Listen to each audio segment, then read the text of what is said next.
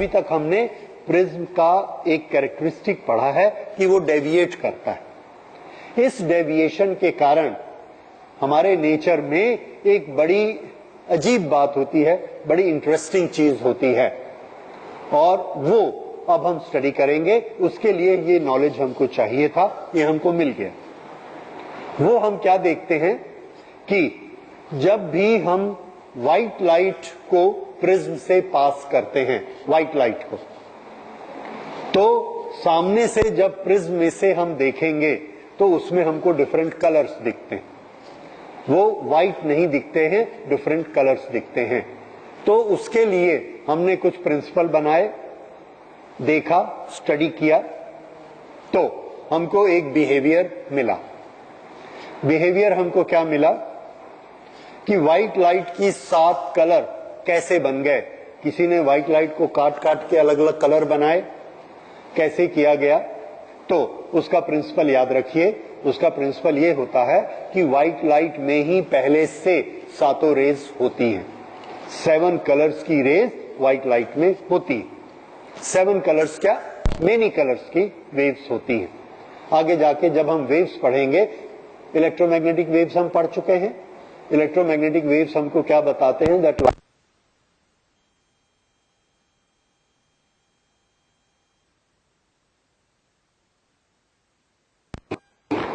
उसको हम लाइट कहते हैं। तो अब उतना नॉलेज होने के बाद हम ये कह सकते हैं कि कोई भी सोर्स से हमको लाइट आ रही है और उसमें एक से ज्यादा तरह के वेव्स हो, ज्यादा वेवलेंथ वाली या एक से ज्यादा फ्रीक्वेंसी वाली लाइट वेव्स के सिग्नल हो सकते हैं। वो सब के सब हमारी आंख में जाते हैं, सब के सब आंख में जाकर हमारे रेटिना को अफेक्ट करते हैं और ब्रेन में एक सेंसेशन होता है। वो सेंसेशन इस फ्रीक्वेंसी का होगा, इसका होगा, इसका होगा, इसका होगा, इसका होगा कि सबका होगा। तो आंसर है अगर सब पहुंच रहे हैं तो सबका होगा। जब सबका सेंसेशन होता है तो ब्रेन को ना इसका सेंसेशन अलग से याद आता है, ना इसका, ना इसका, ना इसका। उसको जो सेंसेशन होता है उस सेंसेशन का नाम है व्हाइट। व्हाइट तो व्हाइट सेंसेशन ब्रेन में कब आता है, जब हमारी आईज में सभी तरह की फ्रीक्वेंसीज एक साथ अटैक करती, एक साथ मिलती हैं, जिसको जनरल फिजिक्स की लैंग्वेज में हम ये कहेंगे, the white light is a combination of different colours. When all the colours are incident on the eye, the effect on the eye is white. Effect on the eye is white. ये white का effect होता है। अब अगली चीज, इस white light को हम प्रिज्म में से पास थ्रू करते हैं। तो जब हम इसको प्रिज्म में से पास थ्रू करते हैं तो प्रिज्म में से ये एक लाइट ऐसे जा रही है, एक लाइट ऐसे जा रही, एक की फ्रीक्वेंसी कम, एक की फ्रीक्वेंसी ज्यादा, इसकी वेवलेंथ छोटी है, इसकी वेवलेंथ बड़ी है। इस लाइट को हमने पहचाना अलग से। इसका जो हमको सेंसेशन होता है, उस सेंसेशन का नाम हमने रखा, सेंसेशन का नाम रेड। इसका जो सेंसेशन है इसका नाम हमने रखा वॉयलेट या ब्लू। ये सेंसेशन होते हैं। तो मेनली हमने डिफरेंशिएट किया कि 7 तरह के सेंसेशन हमको होते हैं आईज में, और उन 7 सेंसेशन का हमने नॉमेनक्लेचर कर दिया और उनका नाम क्या रखा, विबग्योर। ये सब आप जानते हैं, वॉयलेट, इंडिगो, ब्लू, ये 7 तरह के सेंसेशन होते हैं। और हम ये देखते हैं कि जो सन से लाइट आती है, सन से लाइट आने में हमने अलग अलग ग्लास के फिल्टर लगा के देखे, हम उस लाइट में से ग्रीन ला सकते हैं, ब्लू ला सकते हैं, रेड ला सकते हैं। ये हमने बनाई नहीं है, सन में थी, हमने एक यहाँ पर पेपर लगाया, उस पेपर ने रेड को छोड़ के बाकी सारी की सारी लाइट ऑब्जर्व कर ली, एब्जॉर्ब कर ली और लाइट रेड को जाने दिया। रेड यहां आ गया। अगर यहां रेड आया तो ये बताइए, ये रेड इस फिल्टर ने बनाया या सन से आ रहा था? सन से आ रहा था।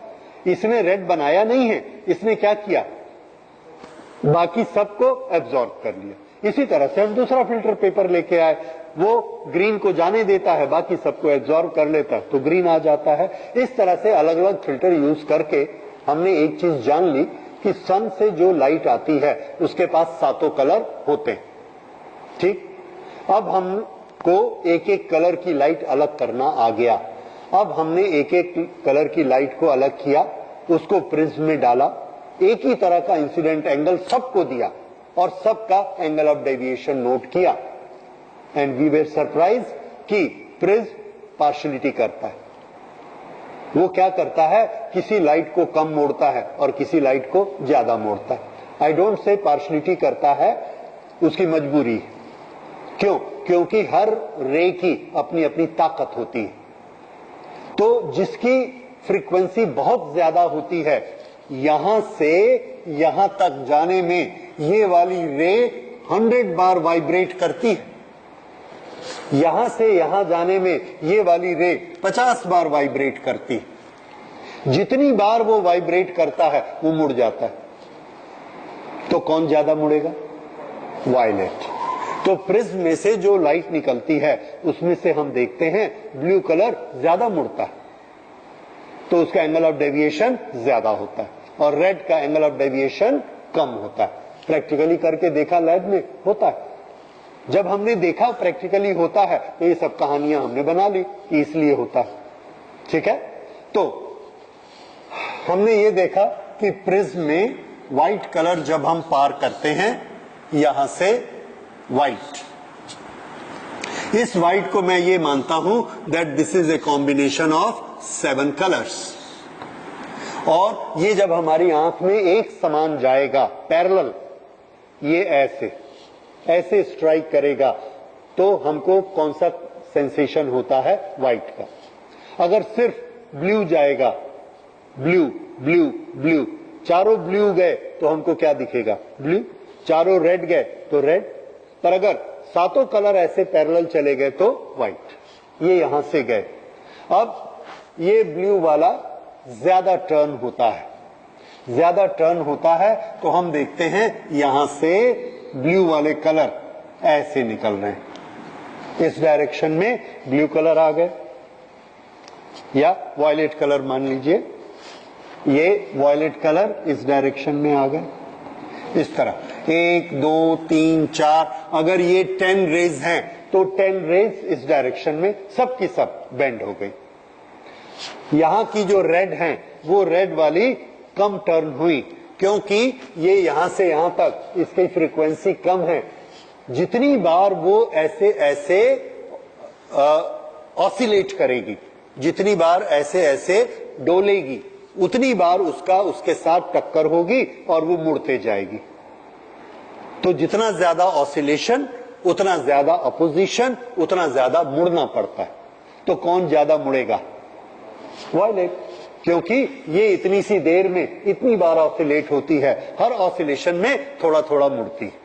तो हमने ये देखा कि यहां से रेड ऐसा मिला हमको इस डायरेक्शन में, ये है रेड और ये है वायलेट। अगर ये 1000 रेज हैं तो ये 1000 में 1000 वॉयलेट हैं, 1000 रेड हैं, 1000 येलो हैं, सब हैं। सब की सब वॉयलेट इस डायरेक्शन में, 1000 वॉयलेट इधर आ गई, 1000 रेड इधर चली गई, 1000 येलो उसके बीच में आ गई, वहां पर ग्रीन भी आ गई, तो ये यहां पर येलो आ गई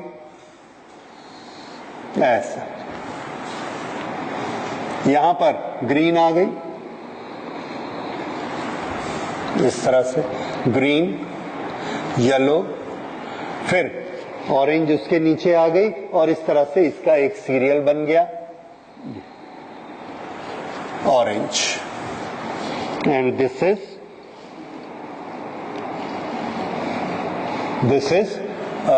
सॉरी, मैंने उल्टा बना दिया, let me correct it again. विद ग्योर, वॉयलेट नीचे, रेड ऊपर।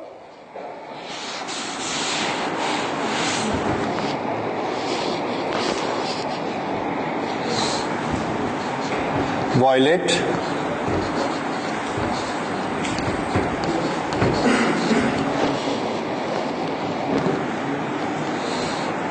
रेड, ऑरेंज,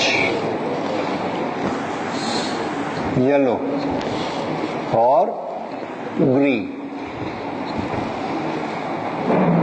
उसके बाद इंडिगो, ब्लू, ब्लू।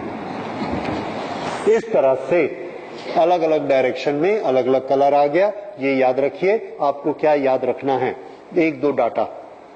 सबसे ज्यादा कौन सा कलर बेंड होता है? वायलेट, ठीक है। इसकी ओरिजिनल रास्ता ये था और यहां से ये एंगल ऑफ डेविएशन बनते चले जा रहे हैं। ये वाला जो एंगल ऑफ डेविएशन है इसको हम कहेंगे डेल्टा फॉर रेड, और सबसे ज्यादा इसका बना है वॉयलेट का, तो इसको क्या कहेंगे? ये डेल्टा फॉर वॉयलेट डेविएशन। तो अलग अलग कलर का डेविएशन अलग अलग होता है। अब हमारे पास तो फॉर्मूला है म्यू का, और म्यू का फॉर्मूला और डेविएशन दोनों आपस में रिलेटेड हैं। तो आप ये देखिए डेल्टा किस पर डिपेंड करता है? म्यू पर। We have the formula delta is equal to mu minus 1 into A. Okay, तो डेल्टा रिफ्रैक्टिव इंडेक्स पर डिपेंड करता है, और यहां पर हमने ऑब्जर्व किया डेल्टा अलग अलग है। ए तो सबके लिए एक ही है। इसका क्या मतलब? क्या म्यू सबके लिए अलग अलग होता है इसका?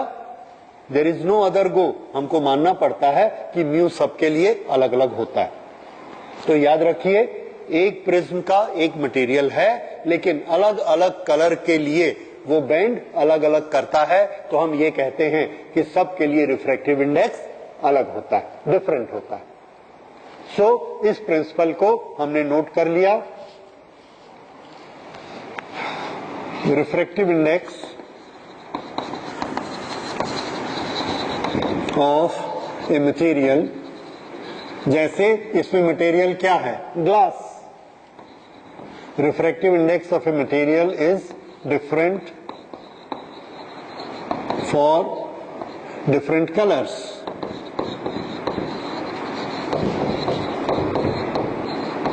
For different colours.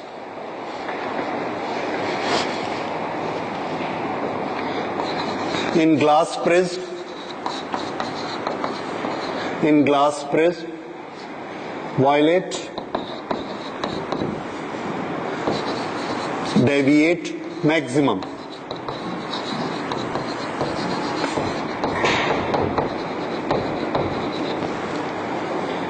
Red deviate minimum.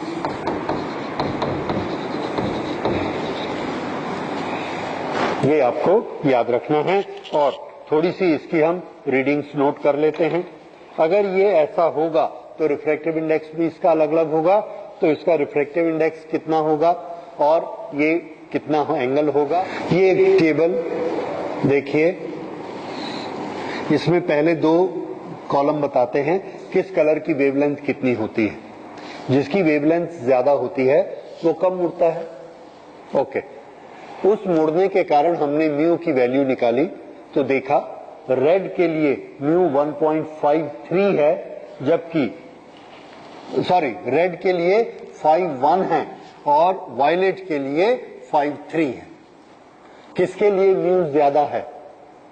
This is mu for violet. So mu for violet is larger, mu for red is smaller. तो एक ही मटेरियल दो तरह के म्यू शो करता है, रेड के लिए कम और वायलेट के लिए ज्यादा। वायलेट को ज्यादा मोड़ता है और रेड को कम मोड़ता है। तो ये एक डाटा है। दो तरह के ग्लास के प्रिज्म हम लोग यूज करते हैं लैब में। एक क्राउन ग्लास होता है, ऑर्डिनरी ग्लास, और एक फ्लिंट ग्लास होता है जिसकी डेंसिटी ज्यादा होती है। तो इसीलिए हमने ये दोनों का चार्ट बना दिया।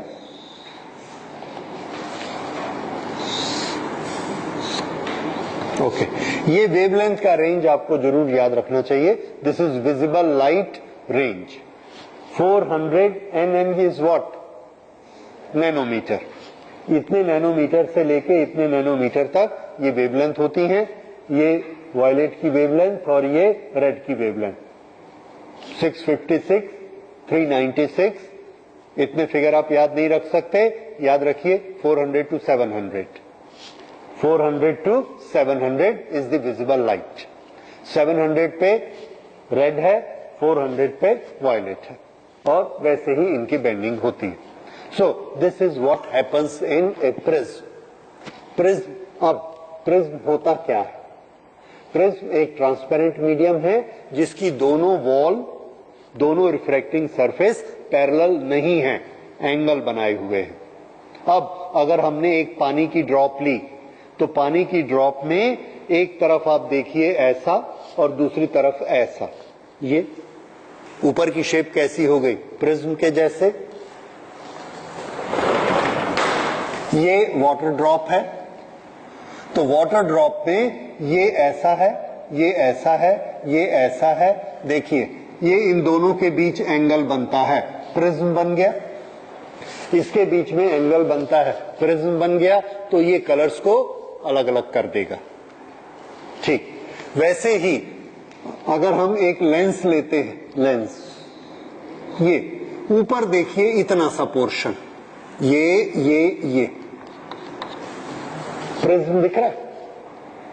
तो लेंस बेसिकली क्या करता है, यहां से जो लाइट जाती है इस लाइट को अपने बेस की तरफ मोड़ देता है। लेकिन यहां का प्रिज्म कैसा है? उल्टा। ये ए नीचे है, बेस ऊपर है, तो ये लाइट को क्या करता है? उल्टा मोड़ देता है, ऐसे। ये देखिए, और इस एक्शन को हम क्या कहते हैं? कन्वर्जन। तो ये कन्वर्जिंग लेंस होगी। वैसे ही आप देखेंगे कॉनकेव में डाइवर्जिंग, क्योंकि कॉनकेव में ऊपर का ऐसा और नीचे का ऐसा, ये कॉनकेव बना, तो ये बेस की तरफ और ये भी बेस की तरफ, ऐसे। समझ आया? तो बेसिकली एक्शन, प्रिज्म का एक्शन समझने की कोशिश करिए। एक मीडियम दो सरफेस के अंदर बंद है और दोनों सरफेस नॉन पैरेलल है, ये पैरेलल, ये नॉन पैरेलल, ये प्रिज्म एक्शन हो गया। और प्रिज्म एक्शन का रिजल्ट क्या होता है? डेविएशन। ठीक, डेविएशन के बाद जो अगली चीज हमने पढ़ी है कि अगर व्हाइट कलर एंटर करेगा या मल्टीपल कलर्स एंटर करेंगे तो सब कलर की डायरेक्शन बदल जाएगी।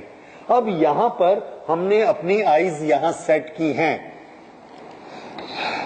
यहां पर अलग अलग जगह पर हम अपनी आईज सेट करते हैं। यहां पर हमने अपनी आईज ऐसे सेट की कि आई का लेंस और आई का येलो पॉइंट ये दोनों इस डायरेक्शन में हैं, इसके पैरेलल ये। तो यहां पर कौन फोकस होगा? जो प्रिंसिपल एक्सिस पर है। प्रिंसिपल एक्सिस पे कौन सा कलर है? रेड। तो रेड यहां से ऐसे, तो यहां पर हमको क्या कलर दिखता है? रेड। लेकिन अगर हम अपनी आईज को ऐसा सेट करते हैं कि ये येलो पॉइंट नीचे और ये ऐसे, तो इसकी प्रिंसिपल एक्सिस किसके पैरेलल हो गई? वायलेट के। तो अब हमको कौन सा कलर दिखेगा यहां पर? वायलेट। तो हम क्या देखते हैं कि जहां से लाइट आ रही है, ऊपर करके देखा रेड दिखा, नीचे कर ऊपर देखा रेड दिखा, और नीचे देखा तो वायलेट दिखा। अब इसमें एक खास एक्शन हुआ है, उस एक्शन को देखिए। यहां पर सातों कलर पैरेलल थे, यहां पर कलर्स के बीच में, ये दो कलर के बीच में, ये दो कलर के बीच में एक एंगल डेवलप हो गया। इस एक्शन को क्या कहते हैं? तो इस एंगल को इस एक्शन को कहते हैं अलग होना। अलग होना, डिस्पर्स होना। जब हमने 7 बच्चों को एक लाइन में बिठाया, उसके बाद कहा क्लास खत्म हो गई, डिस्पर्स हो जाइए, कोई ऐसा जाता है, कोई ऐसा जाता है, कोई ऐसा जाता है, अलग अलग एंगल में जाते, दैट इज डिस्पर्शन। स्कूल में डिस्पर्स होते हैं प्रेयर के बाद में, कहीं से भी आप डिस्पर्स होते हैं, अलग अलग डायरेक्शंस में जाते हैं। तो यहां पर भी लाइट रेज अलग अलग एक्शन में गई, तो ये वाला एक्शन ऑप्टिक्स में कहलाता है dispersion. Dispersion. So what is dispersion? Dispersion, when white light, इसको नोट करिए, pass through prism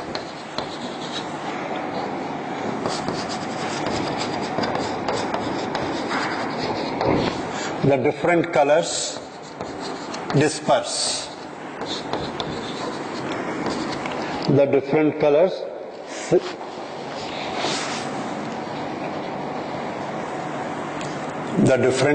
rays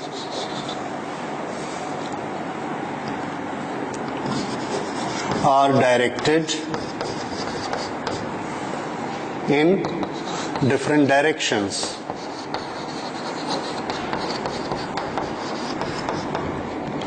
Are directed in different directions.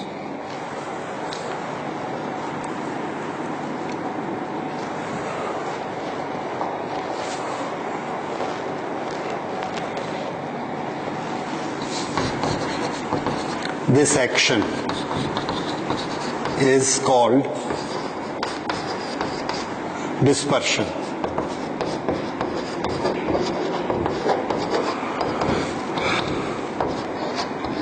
Dispersion of light. So what is dispersion of light? Division of light into different colors. So this is dispersion of light. Dispersion of light में जो mathematical numbers हैं वो क्या क्या है उसको हम पढ़ते हैं. पहली चीज लेते हैं angle of dispersion.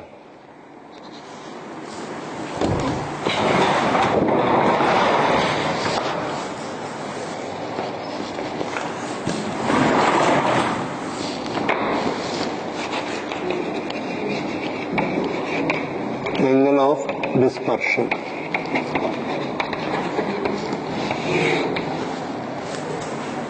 Is equal to, यहां पर देखिए एंगल ऑफ डिस्पर्शन किसे कहेंगे. ये लाइट इस डायरेक्शन में आ रही थी, अभी इस डायरेक्शन में जा रही है. ये एक एक्सट्रीम है और ये एक एक्सट्रीम है. पहले ये दोनों कैसे थे? पैरेलल. यहां पे पैरेलल थे, यहां जाकर ये ऐसे फैल गए. जितने एंगल से ये फैल गए उस एंगल को कहते हैं एंगल ऑफ डिस्पर्शन. ये बात समझ में आई?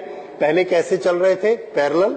अब ये ऐसे अलग अलग हो गए, रेड इधर वॉयलेट इधर. तो ये जो इन दोनों के बीच एंगल पैदा हुआ इसको एंगल ऑफ डिस्पर्शन कहेंगे. और हमारी ड्राइंग में ये यहां दिख रहा है. इस एंगल का मेजरमेंट कितना है बताइए? इसका मेजरमेंट है डेल्टा वी, इसका डेल्टा आर. तो ये कितना हुआ? Delta V minus delta are. This is angle of dispersion. तो बहुत सिंपल, हमने इसको नोट कर लिया. Angle of dispersion is delta V minus delta are. बस ये एंगल ऑफ डिस्पर्शन है. अगर हम इस डेल्टा को म्यू में कन्वर्ट कर लें तो इसका फॉर्मूला हो जाएगा angle of dispersion is equal to mu V minus 1 into A. हम ये वाला फॉर्मूला पकड़ रहे हैं यहां पर, mu minus 1 into A for delta. तो अगर ये डेल्टा हम ले रहे हैं रेड वॉयलेट के लिए तो ये क्या हो जाएगा? Mu minus 1 for a delta V minus delta are को क्या लिख सकते हैं? Mu for red minus 1 A.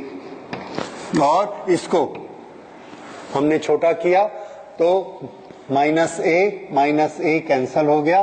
This become mu V minus mu are.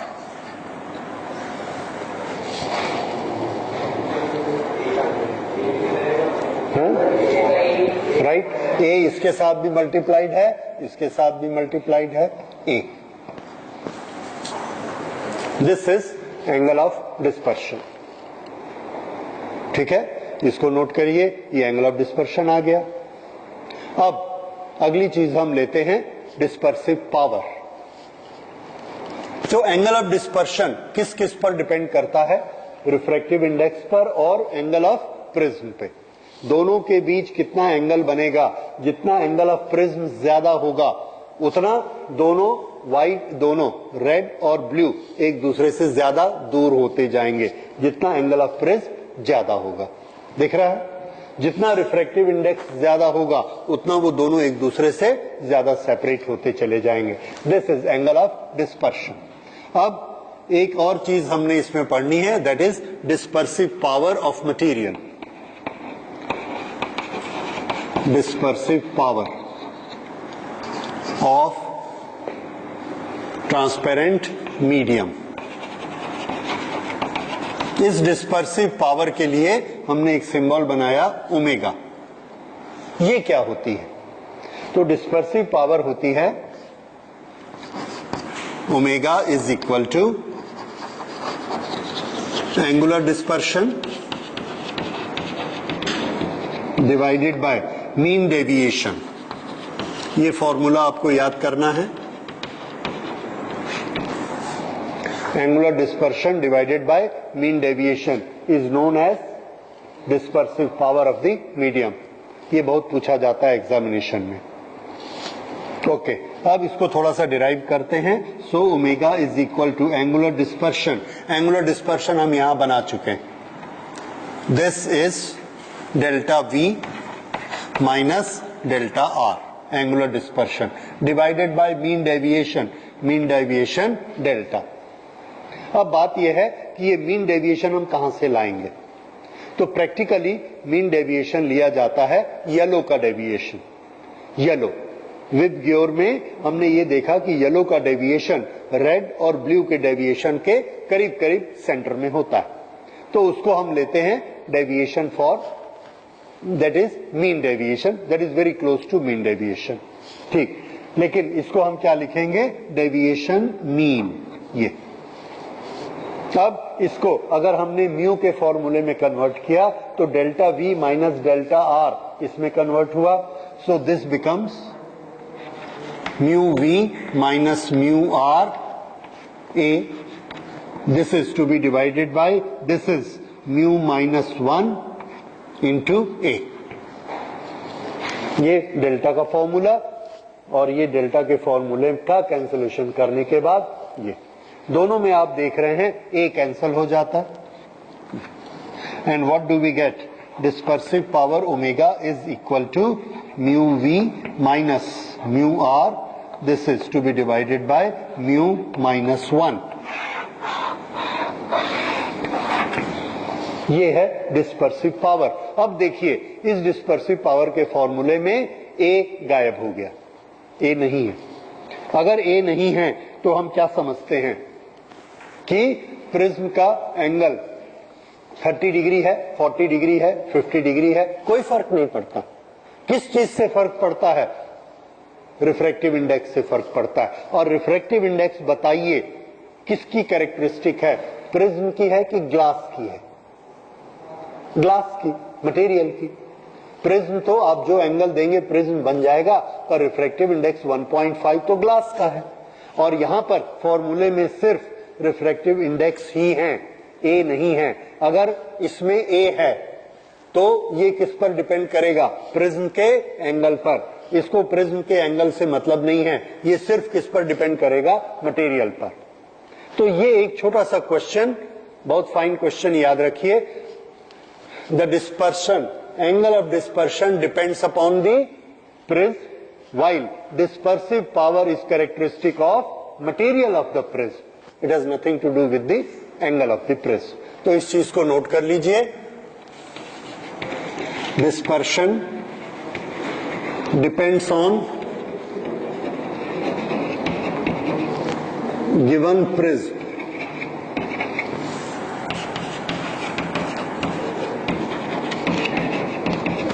While dispersive power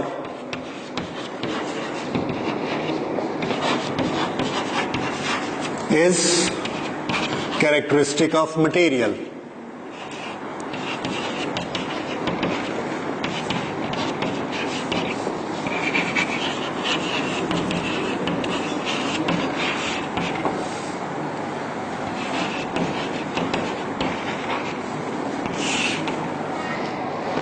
okay, तो ये है डिस्पर्सिव पावर और एंगल ऑफ डिस्पर्शन। तो जो रेनबो आप इस फोटोग्राफ में देख रहे हैं उसको देखिए, नीचे है उसमें नीचे ब्लू कलर है, ऊपर रेड कलर है, और ऊपर वाले में उल्टे कलर सीक्वेंस है। अच्छा, अब इधर ध्यान दीजिए कैसे रिफ्रैक्शन होते हैं।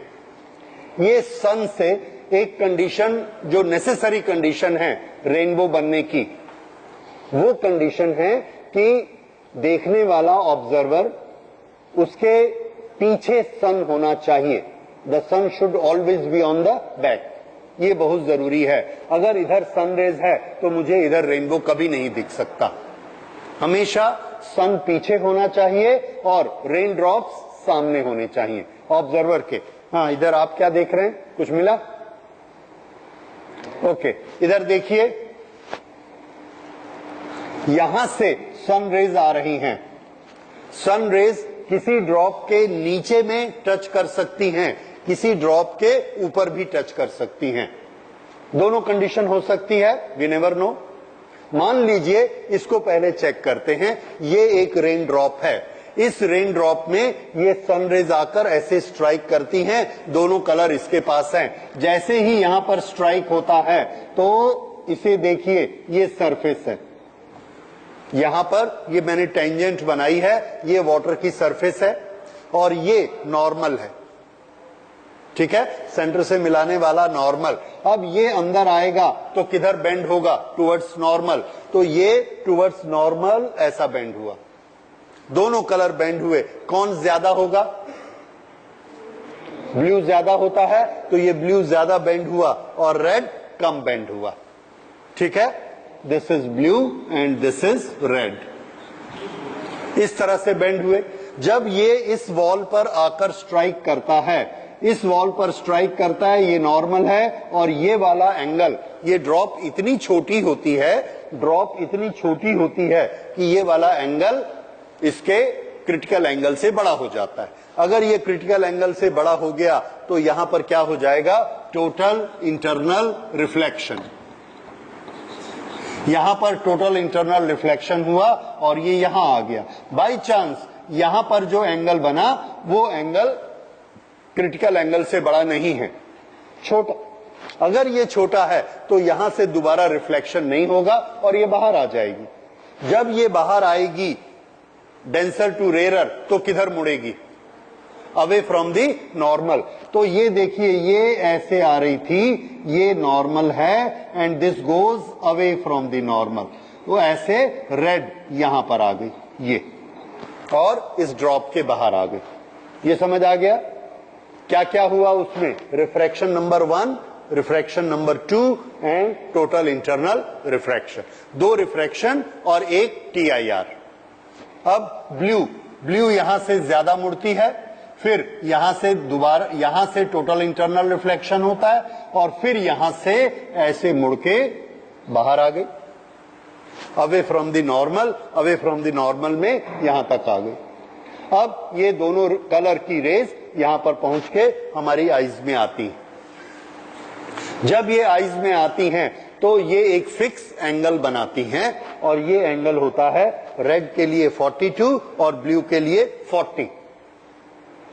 इसके अलावा दूसरी सेटिंग नहीं होती, यही सेटिंग होती। इससे अगर ये ड्रॉप ऊपर या नीचे हो जाए एंगल बदलने के लिए तो हमको डिस्पर्शन दिखाई नहीं देगा। ये वाला एंगल, ये वाला एंगल, ये वाला एंगल, ये वाला एंगल और ये सब ऐसा सेट होना चाहिए, एक ही सीक्वेंस ऐसी बनती है जबकि हमको ये कलर दिखते हैं और उस सीक्वेंस में रेज का इंक्लिनेशन कितना होता है, किस एंगल से रेज आ रही हैं। रेड किससे आती हैं? 42 और ब्लू किससे आती हैं? 40। अब बताइए रेनबो में हमको ऊपर कौन सी लाइट दिखेगी, रेड की ब्लू?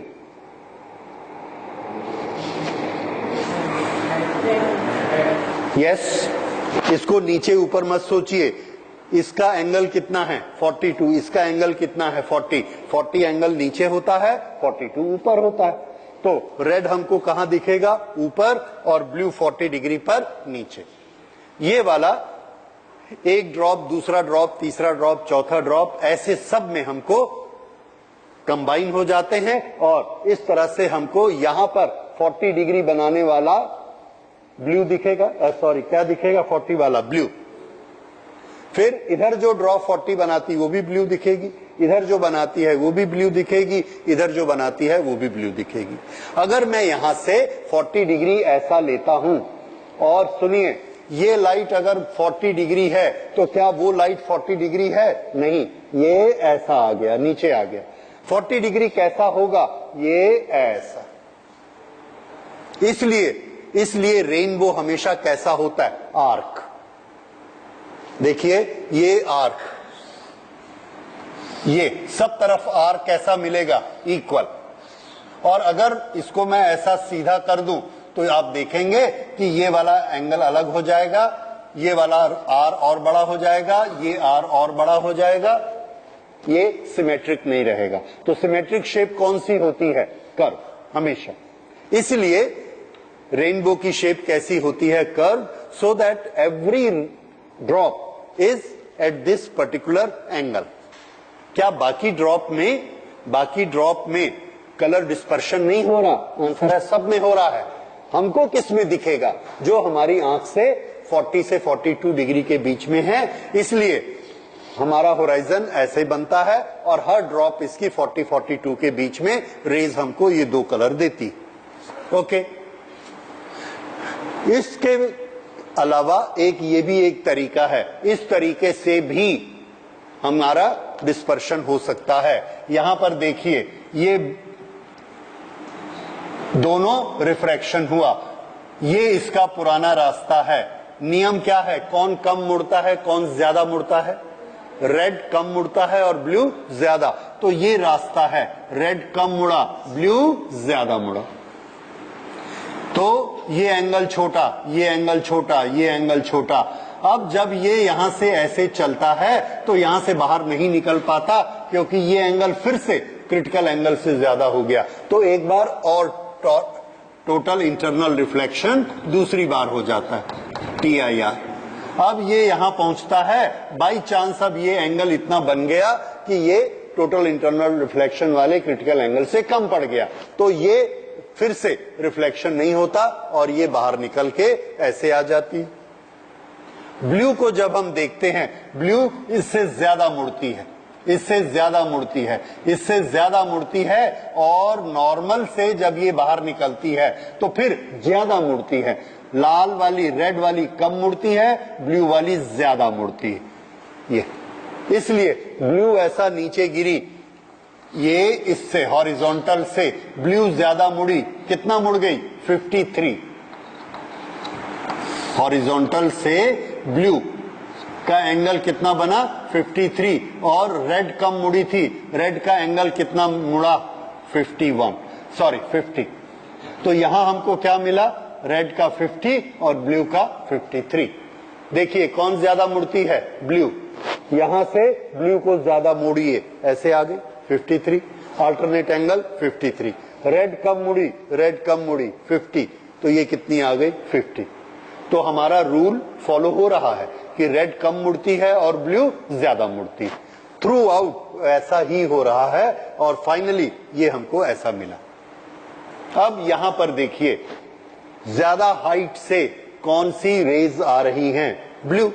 ब्लू का एंगल 53 है, रेड का 50 है, तो ऊपर कौन दिखेगा, ब्लू, और नीचे रेड। ऊपर ब्लू और नीचे रेड। ये वाला भी रेनबो हमको दिखता है। इन दोनों में से ये वाली सेटिंग जिसमें दो टोटल इंटरनल रिफ्लेक्शन हो, ये सेटिंग बहुत डिफिकल्ट होती है, बहुत रेयर होती है। डिफिकल्ट मतलब रेयर होती है, इसलिए ये हमको बहुत कम दिखता है, इट्स वेरी रेयर। और मोस्टली जो हमको रेनबो दिखता है, ये दिखता है जिसमें एक टोटल इंटरनल रिफ्लेक्शन होता है, और इसको क्या कहते हैं, प्राइमरी रेनबो, इसको क्या कहते हैं, सेकेंडरी रेनबो। इस तरह से ये रेनबो दिखते हैं। अभी जो फोटो आपने देखा उसमें बाई चांस दोनों दिख रहे हैं, वो फोटोग्राफ यहीं का है, बाहर का। ओके, तो देखिए ये सनरेज आ रही हैं, एक ही सनरेज प्राइमरी भी बनाती हैं, सेकेंडरी भी बनाती हैं। अभी आपने दोनों देखे, इस तरह से प्राइमरी और इस तरह से सेकेंडरी। तो इसमें अगर क्वेश्चन होते हैं या कंसेप्चुअल क्वेश्चन होते हैं तो कैसे क्वेश्चन होते हैं, what is necessary condition to make a rainbow. Number 1, sun should be on the back side of the observer and raindrop should be on the front of the observer। ठीक है, ये एक चीज हो गई। दूसरा, what is the difference between primary and secondary rainbow? In primary rainbow there is one total internal reflection, in secondary there are two। Okay, which is lower, which is higher? The lower one is primary because their angles are less, and the higher one is secondary because their angles are more. ठीक है, बस ये थोड़े से questions हैं जो कि इसमें कभी कभार पूछे जा सकते हैं, otherwise it's not a very important topic. So this is refraction and dispersion. Scattering of light, light का बिखर जाना, किसी चीज से टकराना और टकराकर बिखर जाना, ये स्कैटरिंग होती है. अब जब लाइट की वेव्स चल रही होती हैं, जैसे पानी की वेव्स चल रही होती हैं, हम चाहते हैं कि पानी की वेव कहीं टकराकर बिखर जाए. किससे टकराकर बिखर जाए? तो हमने कहा पत्थर से टकराकर बिखर जाए. तो हमने क्या किया, एक पत्थर का टुकड़ा लिया और उसको ऐसा रख दिया. पानी की लहर आई, समुद्र की लहर थी, आराम से ऐसे चली गई, कोई फर्क ही नहीं पड़ा. तो हमको क्या करना पड़ा, उस लहर को अगर टकराकर बिखराना है तो हमने उस पत्थर की जगह एक चट्टान को रखा, बड़ी वाली चट्टान.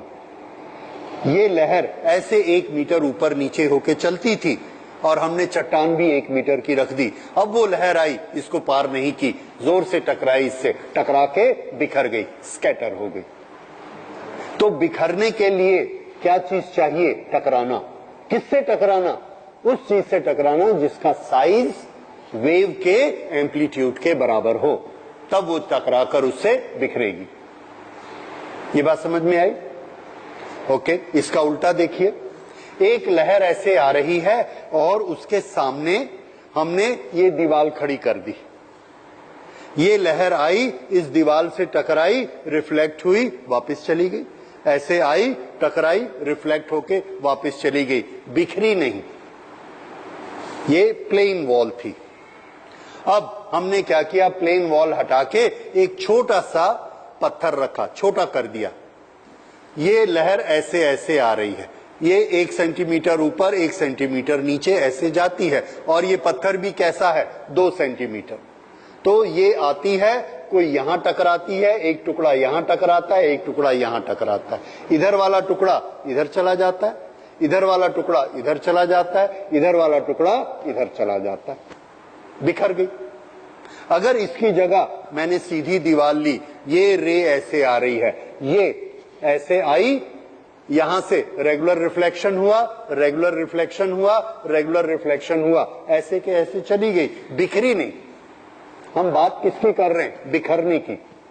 तो बिखरने में अब तक हमको जो चीजें समझ में आई कि बिखरना, स्कैटर होने के लिए हमको एक ऑब्स्ट्रक्शन चाहिए, नंबर 1. नंबर 2, ऑब्स्ट्रक्शन कैसा होना चाहिए, छोटा कि बड़ा? तो आंसर है, ऑब्स्ट्रक्शन का साइज वही होना चाहिए जो वेव के एम्पलीट्यूड का साइज है, करीब करीब. ठीक है, तब वेव इससे टकराएगी तो स्कैटर होगी. अगर ये बहुत बड़ा हो गया तो रेगुलर रिफ्लेक्शन हो जाएगा, बहुत छोटा हो गया तो वेव इसको पार कर जाएगी. ये स्कैटर होने का फिजिक्स है. समझ में आ रहा है कुछ? अब इसी चीज को हम लाइट में अप्लाई करते हैं. तो लाइट की वेवलेंथ के बराबर बहुत छोटे छोटे पार्टिकल हो सकते हैं हमारे नेचर में, जैसे dust particle. Dust particle, water particles जो हवा में सस्पेंड होते हैं, बहुत ही छोटे छोटे होते हैं. और जब कोई पार्टिकल, ऐसा छोटा सा पार्टिकल होता है और इधर से ये लाइट आकर इससे स्ट्राइक करती है, तो देखिए रिफ्लेक्शन के रूल, ये यहां से ऐसे वापस जाएगा, ये वाला ऐसे जाएगा, ये वाली लाइट यहां से टकराएगी, ऐसे जाएगी, ये लाइट ऐसे चली गई, इधर की लाइट ऐसे आ गई, इधर की लाइट ऐसे चली गई, बीच वाली ऐसे आ गई, ये वाली ऐसे चली गई, ये बिखर गई. क्यों? क्योंकि ये वाला पार्टिकल ऐसे कर्व सरफेस आई है और इसका साइज इसके साइज के करीब करीब बराबर है. अगर ये बहुत बड़ा होता ऐसा, तो ये वाली जो लाइट यहां से आती, ऐसे लाइट आती और ऐसे चली जाती. स्कैटर नहीं होती, जैसा मिरर में हमने देखा। और अगर ये बहुत छोटा है तो आगे जाके हम पढ़ेंगे ये ऐसे, ये स्कैटर नहीं हुई। ठीक है, तो इस तरह से स्कैटरिंग के लिए ये साइज कैसा होना चाहिए, छोटा होना चाहिए, कितना, to the order of wavelength of the light. When light strikes an obstruction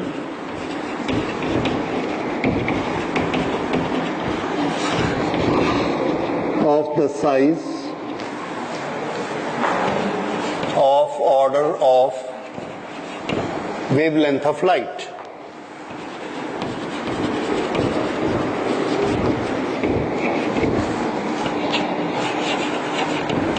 then it scatters. ये scatters मतलब बिखर जाना। अब आगे बढ़ते हैं, स्कैटर होने से क्या फर्क पड़ता है। देखिए स्कैटर होने से क्या फर्क पड़ता है। ये वाली लाइट इधर से आ रही है, इसमें 7 कलर हैं और इस लाइट में ये सभी तरह के कलर्स हैं, 7 कलर्स हैं। रास्ते में एक ऑब्स्ट्रक्शन आया, इसमें 2 तरह की लाइट है, एक है एक्सट्रीम, एक है ब्लू, ये ब्लू है, एक है रेड, ये रेड है। दोनों की इंटेंसिटी बराबर है क्योंकि एक ही सोर्स से आ रही, चमक तो बराबर है लेकिन क्या चीज अलग है, ये वेवलेंथ अलग है। ये छोटे छोटे कदम से चलती है, 1 सेकंड में या 1 माइक्रो सेकंड में 1000 कदम चलती है, छोटे छोटे। ये 1 सेकंड में 100 कदम चलती है, बड़े बड़े। दोनों की स्पीड बराबर, चलती दोनों बराबर हैं, इसके कदम बड़े हैं लेकिन कम पड़ते हैं, फ्रीक्वेंसी कम है, वेवलेंथ ज्यादा है। वेवलेंथ क्या है, जितनी दूर दूर कदम रखना है, लेकिन चलती कैसे है, 1 सेकंड में 100 कदम चलेगी तो ये 1 सेकंड में 1000 कदम चलेगी, लेकिन छोटे छोटे कदम है। ये क्या चीज है, फ्रीक्वेंसी और वेवलेंथ। तो वेवलेंथ रेड की ज्यादा होती है और ब्लू की कम होती है। ओके, थोड़ा सा इमेजिन करिए, यहां पर एक ऑब्स्ट्रक्शन है और ये ऑब्स्ट्रक्शन इतना सा है, ये छोटा सा, ये छोटा सा ऑब्स्ट्रक्शन है। ये छोटे ऑब्स्ट्रक्शन को पार करना है। किसके लिए पार करना आसान है, इसको फलांग के चले जाना, और कौन इसमें फंसेगा ही फंसेगा। समझ आ रहा है आपका, बड़े बड़े कदम रख के चल रहे हैं, बीच में पत्थर आया, और दूसरा छोटे छोटे कदम रख के चल रहे हैं। पत्थर से किसका टकराना ज्यादा प्रोबेबल है, जिसके छोटे कदम है, क्योंकि वो तो थोड़ी थोड़ी दूर में कदम रखेगा, टकरा जाएगा। और जो लंबे लंबे कदम लेके चल रहा है उसके लिए चांस क्या है, उसको कूद जाएगा, फलांग जाएगा, आगे चला जाएगा। तो ये जब व्हाइट लाइट इससे टकराएगी तो मुझे बताइए, यहां पर मैं इसको देख रहा हूं, ये मेरी आंख में कौन सी लाइट पहुंचेगी, ब्लू की रेड? हाँ, और सोचिए सोचिए कौन सी पहुंचेगी, रेड। उससे छलांग लगा के रेड आ जाएगी, और कौन सी स्कैटर हो जाएगी रास्ते में, ब्लू स्कैटर हो जाएगी। तो हमने एक नियम याद कर लिया कि ब्लू और रेड में कौन ज्यादा स्कैटर होता है, ब्लू स्कैटर हो जाता है और रेड कम स्कैटर होता है। किस कारण से, क्योंकि ब्लू की वेवलेंथ लंबी होती है और रेड की वेवलेंथ कम होती है। फ्रीक्वेंसी पलट दीजिए, किसकी फ्रीक्वेंसी ज्यादा है, ब्लू की फ्रीक्वेंसी ज्यादा है। तो कौन सी लाइट ज्यादा स्कैटर होती है, जिसकी फ्रीक्वेंसी ज्यादा होती है और वेवलेंथ कम होती है। ओके, तो हमने इसका एक फॉर्मूला बना लिया, और फॉर्मूला ये है कि स्कैटरिंग स्कैटरिंग जो होती है वो वेवलेंथ के इनवर्सली प्रोपोर्शनल होती है। वेवलेंथ ज्यादा, स्कैटरिंग कम। ये, और जिसकी वेवलेंथ कम उसकी स्कैटरिंग ज्यादा। ये इस तरह से ये स्कैटर हो गई, ये स्कैटर हो गई, और ये रेड वाली ऐसे चली गई। ये स्कैटरिंग होती। तो अब इसका फिनोमिना थोड़ा 2 लाइन में नोट कर लीजिए, बस उतना सही हमको पढ़ना है। व्हेनेवर ये हमने लिख लिया है, देन इट स्कैटर्स।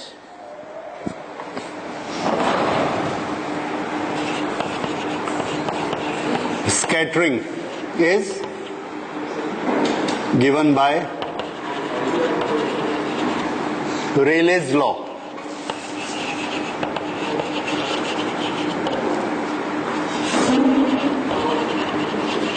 रेलेज फॉर्मूला और रेलेज लॉ। और रेलेज लॉ हमको ये बताता है कि जो स्कैटरिंग होती है that is to the 4th power of lambda.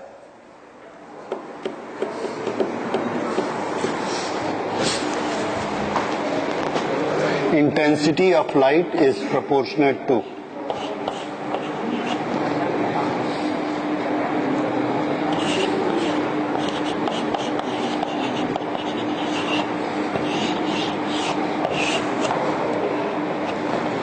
intensity of scattering.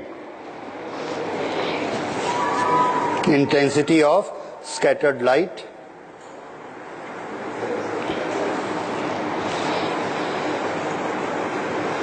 intensity of scattered light.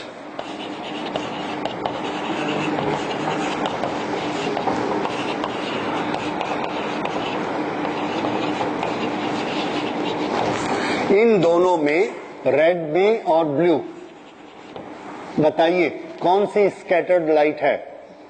Blue is the scattered light. Blue की वेवलेंथ कैसी है? कम। जिसकी वेवलेंथ कम होगी उसकी स्कैटरिंग कैसी होगी? ज्यादा। इसलिए ज्यादा कौन स्कैटर हो रही है? ब्लू। समझ आया? तो जिसकी वेवलेंथ छोटी उसकी स्कैटरिंग ज्यादा, and this is given by Rayleigh's law. बस इतना आपको याद रखना, ये स्कैटरिंग होती। स्कैटरिंग के इफेक्ट बड़े मजेदार होते हैं। किस तरह से कि नेचर में हमको स्कैटरिंग के कैसे इफेक्ट दिखते हैं। अभी हमने नेचर में एक रेनबो देखा था, वो किसका इफेक्ट था? Dispersion of light. फिर से, सुबह सन रेज अर्ली दिखता है, शाम को सनसेट लेट होता है, ये कौन सा इफेक्ट है? This is simple refraction of light. क्या था? रिफ्रैक्शन। ये आपने पढ़ा। कोई भी डेप्थ हमको छोटी दिखती है, रिफ्रैक्शन ऑफ लाइट। मिराज दिखता है नेचर में, ये किसका इफेक्ट है? Total internal reflection. उसके कारण रेनबो आकाश में 7 कलर्स दिखते हैं, कौन सा फिनोमिना है? Dispersion of light. अब ये जो चीज है स्कैटरिंग, इसका इफेक्ट देखिए। इसका इफेक्ट ये होता है कि सन से लाइट आ रही है, उसके पास 7 कलर हैं। मॉर्निंग में हमने सन को देखा, वहां से 7 कलर्स आ रहे हैं, रास्ते में डस्ट है। इस डस्ट के कारण कौन सा कलर स्कैटर हो गया और कौन सा हमारी आंख में आया? इसलिए मॉर्निंग में सन कैसा दिखता है? रेड। ठीक है। So why the sun is red in the morning? Which phenomena is involved? Scattering of light. ठीक है। ये छोटा फिनोमिना, इससे बड़ा फिनोमिना और बहुत important phenomena, why the sky appear blue. जो लाइट स्कैटर होके जा रही है, एक सन से सीधी आ रही है, रास्ते में डस्ट पार्टिकल है, स्कैटर होके कहां चली गई? ऐसा ऊपर गई, वहां भी डस्ट पार्टिकल है, उस डस्ट पार्टिकल को ऐसे टकराकर रिफ्लेक्ट होके हमारी आंख में आ गई। वो लाइट कौन सी थी जो स्कैटर होके गई थी? रेड की ब्लू? हाँ, ब्लू स्कैटर होके गई, ऊपर जाके आकाश में यहां जाके टकराई डस्ट पार्टिकल को, वहां से टकरा के हमारी आंख में आई, दूसरे पार्टिकल से, तीसरे पार्टिकल से, सबसे लाइट आई, लेकिन सभी की सभी लाइट कैसी हैं? ब्लू, क्योंकि रेड तो स्कैटर हुआ ही नहीं था, वो तो सीधा आ गया था। स्कैटर होके कौन गया था? ब्लू, और वही वहां से रिटर्न होके वापस आया, रिफ्लेक्ट होके, इसलिए पूरा स्काई हमको कैसा दिखता है? Blue. So sky appear blue. Which phenomena is responsible? Yes, देखिए ये बहुत इंपॉर्टेंट फॉर्मूला, ये बहुत इंपॉर्टेंट फिनोमिना है। 4 फिनोमिना आपके सामने लिखे रहेंगे। Sky appear blue, rainbow has 7 colour, the sun rays sun set is delayed, and there is one more phenomena, और सामने 4 फिनोमिना के नाम दिए रहेंगे। स्कैटरिंग, डिस्पर्शन, रिफ्रैक्शन, डिफ्रैक्शन, और आपको सबको मैच करना। ये पैटर्न आजकल कॉम्पिटिटिव में चलता है। So unless you have a real study और आप एक एक फिनोमिना को याद नहीं रखेंगे तो आप उसको मैच नहीं कर पाएंगे। ठीक है? सो बी वेरी श्योर कि किस फिनोमिना से कौन सा नेचुरल फिनोमिना जुड़ा हुआ है। तो ये वाला नेचुरल फिनोमिना किससे जुड़े हुए हैं? स्कैटरिंग से। कौन कौन से? The sun appears to be blue, in the morning sun appear to be red. ये समझ आया? अब आप मुझे बताइए कि रेलवे ने रेड कलर का डेंजर सिग्नल क्यों बनाया? अगर फॉग होगी, धूल होगी, धुआं होगा तो लाइट स्कैटर हो जाएगी। कौन नहीं स्कैटर होगा? रेड। इसलिए रेड आपको दूर से दिखेगा, स्कैटर नहीं होता। ठीक है? रेड शर्ट दिख रही सबको? हाँ, सबसे प्रोमिनेंट दिखती है। तो ये रेड की स्पेशलिटी होती है, that it scatters least. This is good enough for scattering. तो ये फिनोमिना हमारा स्कैटरिंग का हो गया। अब स्कैटरिंग ऑफ लाइट, लाइट का बिखर जाना, किसी चीज से टकराना और टकराकर बिखर जाना, ये स्कैटरिंग होती है। अब जब लाइट की वेव्स चल रही होती हैं, जैसे पानी की वेव्स चल रही होती हैं, हम चाहते हैं कि पानी की वेव कहीं टकराकर बिखर जाए। किससे टकराकर बिखर जाए? तो हमने कहा पत्थर से टकराकर बिखर जाए। तो हमने क्या किया? एक पत्थर का टुकड़ा लिया और उसको ऐसा रख दिया। पानी की लहर आई, समुद्र की लहर थी, आराम से ऐसे चली गई, कोई फर्क ही नहीं पड़ा। तो हमको क्या करना पड़ा? उस लहर को अगर टकराकर बिखराना है तो हमने उस पत्थर की जगह एक चट्टान को रखा, बड़ी वाली चट्टान। ये लहर ऐसे 1 मीटर ऊपर नीचे होके चलती थी और हमने चट्टान भी 1 मीटर की रख दी। अब वो लहर आई, इसको पार नहीं की, जोर से टकराई, इससे टकरा के बिखर गई, स्कैटर हो गई। तो बिखरने के लिए क्या चीज चाहिए? टकराना। किससे टकराना? उस चीज से टकराना जिसका साइज वेव के एम्पलीट्यूड के बराबर हो, तब वो टकराकर उससे बिखरेगी। ये बात समझ में आई? ओके, इसका उल्टा देखिए। एक लहर ऐसे आ रही है और उसके सामने हमने ये दीवार खड़ी कर दी। ये लहर आई, इस दीवार से टकराई, रिफ्लेक्ट हुई, वापस चली गई। ऐसे आई, टकराई, रिफ्लेक्ट होके वापस चली गई, बिखरी नहीं। ये प्लेन वॉल थी।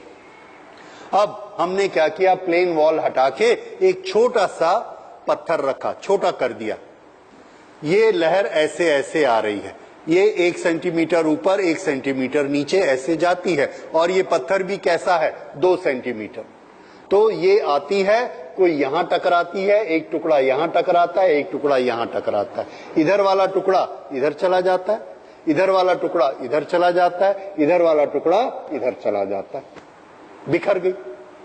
अगर इसकी जगह मैंने सीधी दीवार ली, ये रे ऐसे आ रही है, ये ऐसे आई, यहां से रेगुलर रिफ्लेक्शन हुआ, रेगुलर रिफ्लेक्शन हुआ, रेगुलर रिफ्लेक्शन हुआ, ऐसे के ऐसे चली गई, बिखरी नहीं।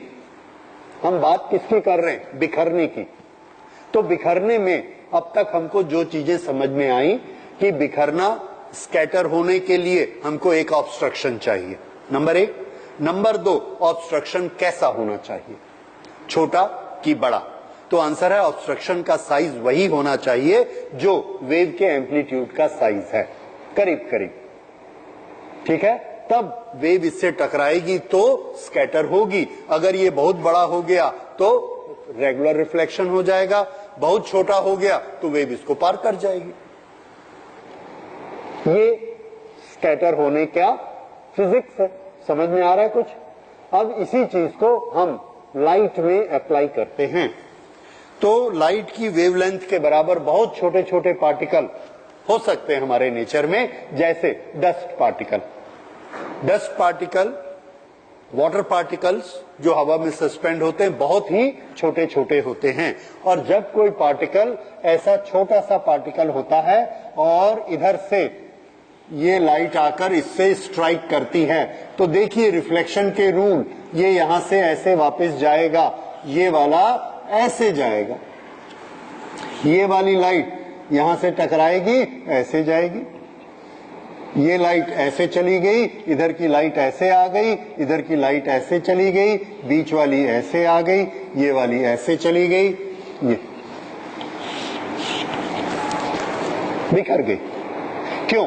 क्योंकि ये वाला पार्टिकल ऐसे कर्व सरफेस आई है और इसका साइज इसके साइज के करीब करीब बराबर है। अगर ये बहुत बड़ा होता ऐसा, तो ये वाली जो लाइट यहां से आती, ऐसे लाइट आती और ऐसे चली जाती, स्कैटर नहीं होती, जैसा मिरर में हमने देखा। और अगर ये बहुत छोटा है, बहुत छोटा है, तो आगे जाके हम पढ़ेंगे ये ऐसे, ये स्कैटर नहीं हुई, ठीक है? तो इस तरह से स्कैटरिंग के लिए ये साइज कैसा होना चाहिए? छोटा होना चाहिए। कितना? To the order of wavelength of the light. When light strikes an obstruction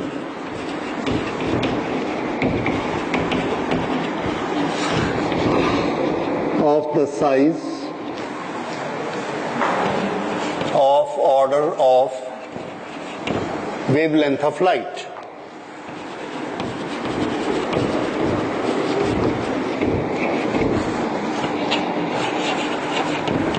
then it scatters. ये scatters मतलब बिखर जाना। अब आगे बढ़ते हैं। स्कैटर होने से क्या फर्क पड़ता है? देखिए, स्कैटर होने से क्या फर्क पड़ता है। ये वाली लाइट इधर से आ रही है, इसमें 7 कलर हैं और इस लाइट में ये सभी तरह के कलर्स हैं, 7 कलर्स हैं। रास्ते में एक ऑब्स्ट्रक्शन आया, इसमें 2 तरह की लाइट है, एक है एक्सट्रीम, एक है ब्लू, ये ब्लू है, एक है रेड, ये रेड है। दोनों की इंटेंसिटी बराबर है क्योंकि एक ही सोर्स से आ रही, चमक तो बराबर है, लेकिन क्या चीज अलग है? ये वेवलेंथ अलग है। ये छोटे छोटे कदम से चलती है, 1 सेकंड में या 1 माइक्रो सेकंड में 1000 कदम चलती है, छोटे छोटे। ये 1 सेकंड में 100 कदम चलती है, बड़े बड़े। दोनों की स्पीड बराबर, चलती दोनों बराबर हैं, इसके कदम बड़े हैं लेकिन कम पड़ते हैं, फ्रीक्वेंसी कम है, वेवलेंथ ज्यादा है। वेवलेंथ क्या है? जितनी दूर दूर कदम रखना है, लेकिन चलती कैसे है? 1 सेकंड में 100 कदम चलेगी, तो ये 1 सेकंड में 1000 कदम चलेगी, लेकिन छोटे छोटे कदम है। ये क्या चीज है? फ्रीक्वेंसी और वेवलेंथ। तो वेवलेंथ रेड की ज्यादा होती है और ब्लू की कम होती है। ओके, थोड़ा सा इमेजिन करिए, यहां पर एक ऑब्स्ट्रक्शन है और ये ऑब्स्ट्रक्शन इतना सा है, ये छोटा सा, ये छोटा सा ऑब्स्ट्रक्शन है। ये छोटे ऑब्स्ट्रक्शन को पार करना है। किसके लिए पार करना आसान है? इसको फलांग के चले जाना, और कौन इसमें फंसेगा ही फंसेगा। समझ आ रहा है आपका? बड़े बड़े कदम रख के चल रहे हैं, बीच में पत्थर आया, और दूसरा छोटे छोटे कदम रख के चल रहे हैं। पत्थर से किसका टकराना ज्यादा प्रोबेबल है? जिसके छोटे कदम है, क्योंकि वो तो थोड़ी थोड़ी दूर में कदम रखेगा, टकरा जाएगा। और जो लंबे लंबे कदम लेके चल रहा है, उसके लिए चांस क्या है? उसको कूद जाएगा, फलांग जाएगा, आगे चला जाएगा। तो ये जब व्हाइट लाइट इससे टकराएगी, तो मुझे बताइए, यहां पर मैं इसको देख रहा हूं, ये मेरी आंख में कौन सी लाइट पहुंचेगी, ब्लू की रेड?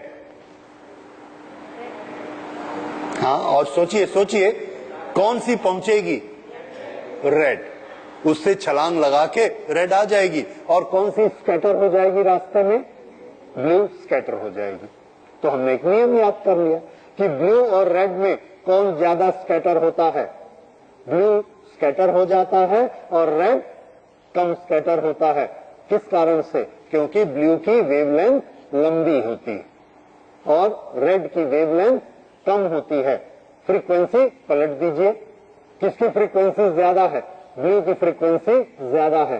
तो कौन सी लाइट ज्यादा स्कैटर होती है? जिसकी फ्रीक्वेंसी ज्यादा होती है और वेवलेंथ कम होती है।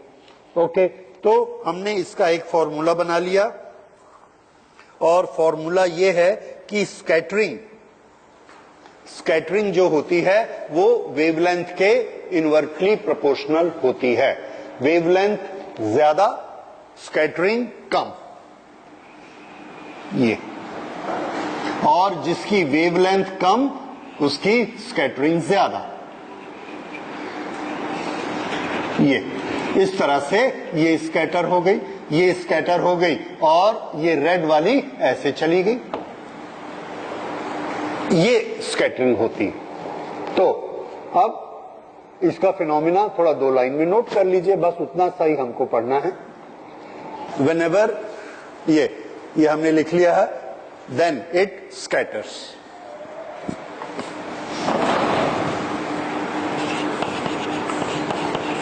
Scattering is given by Rayleigh's law.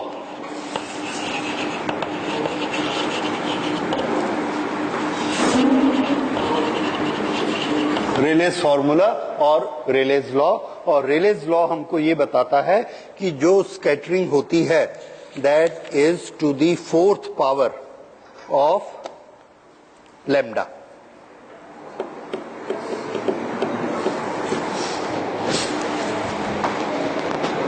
Intensity of light is proportionate to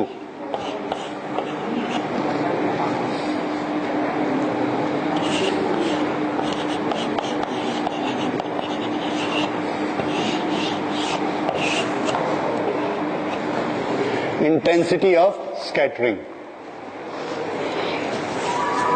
Intensity of scattered light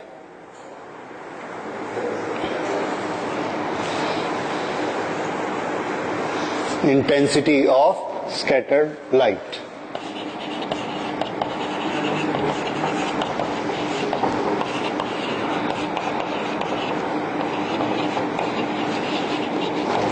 इन दोनों में, रेड में और ब्लू, बताइए कौन सी स्कैटर्ड लाइट है? Blue is the scattered light. Blue की वेवलेंथ कैसी है? कम। जिसकी वेवलेंथ कम होगी, उसकी स्कैटरिंग कैसी होगी? ज्यादा। इसलिए ज्यादा कौन स्कैटर हो रही है? ब्लू। समझ आया? तो जिसकी वेवलेंथ छोटी, उसकी स्कैटरिंग ज्यादा, and this is given by Rayleigh's law. बस इतना आपको याद रखना, ये स्कैटरिंग होती। स्कैटरिंग के इफेक्ट बड़े मजेदार होते हैं। किस तरह से कि नेचर में हमको स्कैटरिंग के कैसे इफेक्ट दिखते हैं। अभी हमने नेचर में एक रेनबो देखा था, वो किसका इफेक्ट था? Dispersion of light. फिर से, सुबह सन रेज अर्ली दिखता है, शाम को सनसेट लेट होता है, ये कौन सा इफेक्ट है? This is simple refraction of light. क्या था? रिफ्रैक्शन। ये आपने पढ़ा। कोई भी डेप्थ हमको छोटी दिखती है, रिफ्रैक्शन ऑफ लाइट। मिराज दिखता है नेचर में, ये किसका इफेक्ट है? Total internal reflection. उसके कारण रेनबो आकाश में 7 कलर्स दिखते हैं, कौन सा फिनोमिना है?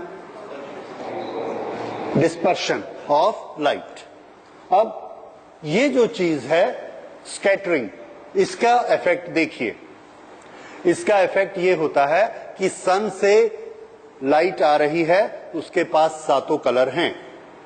मॉर्निंग में हमने सन को देखा, वहां से 7 कलर्स आ रहे हैं, रास्ते में डस्ट है। इस डस्ट के कारण कौन सा कलर स्कैटर हो गया और कौन सा हमारी आंख में आया? इसलिए मॉर्निंग में सन कैसा दिखता है? रेड। ठीक है। So why the sun is red in the morning? Which phenomena is involved? Scattering of light. ठीक है। ये छोटा फिनोमिना, इससे बड़ा फिनोमिना और बहुत important phenomena, why the sky appear blue. जो लाइट स्कैटर होके जा रही है, एक सन से सीधी आ रही है, रास्ते में डस्ट पार्टिकल है, स्कैटर होके कहां चली गई? ऐसा ऊपर गई, वहां भी डस्ट पार्टिकल है, उस डस्ट पार्टिकल को ऐसे टकराकर रिफ्लेक्ट होके हमारी आंख में आ गई। वो लाइट कौन सी थी जो स्कैटर होके गई थी? रेड की ब्लू?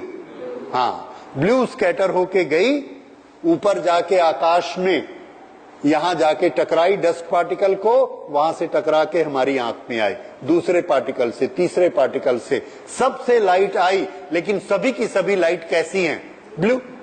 क्योंकि रेड तो स्कैटर हुआ ही नहीं था, वो तो सीधा आ गया था।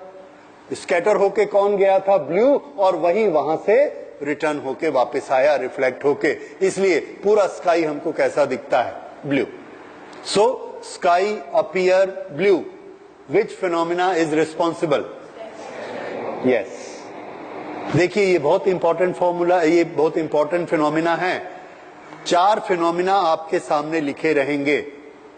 Sky appear blue, rainbow has 7 colour, the sun rays sunset is delayed, and there is one more phenomena. और सामने 4 फिनोमिना के नाम दिए रहेंगे। स्कैटरिंग, डिस्पर्शन, रिफ्रैक्शन, डिफ्रैक्शन, और आपको सबको मैच करना है। ये पैटर्न आजकल कॉम्पिटिटिव में चलता है। So unless you have a real study और आप एक एक फिनोमिना को याद नहीं रखेंगे तो आप उसको मैच नहीं कर पाएंगे। ठीक है। सो बी वेरी श्योर कि किस फिनोमिना से कौन सा नेचुरल फिनोमिना जुड़ा हुआ है। तो ये वाला नेचुरल फिनोमिना किससे जुड़े हुए हैं? स्कैटरिंग से। कौन कौन से? The sun appears to be blue. In the morning, sun appear to be red. ये समझ आया? अब आप मुझे बताइए कि रेलवे ने रेड कलर का डेंजर सिग्नल क्यों बनाया? हाँ, अगर फॉग होगी, धूल होगी, धुआं होगा तो लाइट स्कैटर हो जाएगी। कौन नहीं स्कैटर होगा? रेड। इसलिए रेड आपको दूर से दिखेगा, स्कैटर नहीं होता। ठीक है। रेड शर्ट दिख रही सबको? हाँ, सबसे प्रोमिनेंट दिखती है। तो ये रेड की स्पेशलिटी होती है, that it scatters least. This is good enough for scattering. तो ये फिनोमिना हमारा स्कैटरिंग का हो गया। अब